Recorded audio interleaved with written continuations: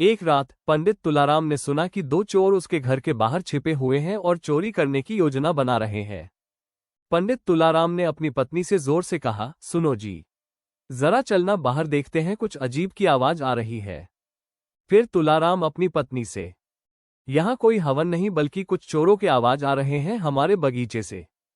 पंडित की पत्नी बोली, अजी सुनते हो, अब हम क्या करें, हमारे घर के आसपास तो चोर घूम रहे हैं।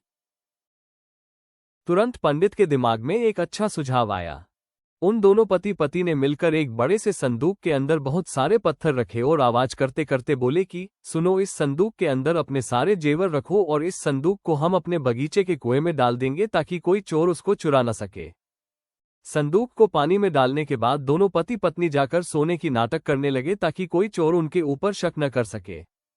वो दोनों चोर जो ये सारी बातें सुन रहे थे, वे रात होते ही उस कुएं के पास चले गए वो संदूक को निकलने के लिए। वो दोनों चोर रात भर पानी निकलते रहे और उससे बाहर पंडित के बगीचे में डालते गए। ऐसे ही पूरी रात दोनों पानी निकलते रहे। आखिर सुबह को उन दोनों चोर ने उस कुएं में डाले गए संदूक को बाहर निकाल दिया। जब वे उस संदूक खोले तो उसके अंदर के पत्थर को देख के दंग रह गए। जब वे उस संदूक को लेकर पंडित तुलाराम के पास आए तो तुलाराम जी उन्हें देखकर हंसने लगे।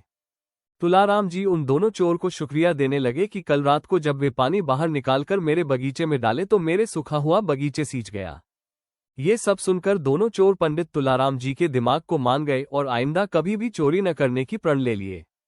इस कहानी की सीख यही है कि मुश्किल समय में भी शांत दिमाग और तेज बुद्धि का उपयोग करके समस्या को हल किया जा सकता है। Thank for watching, like, share and subscribe now.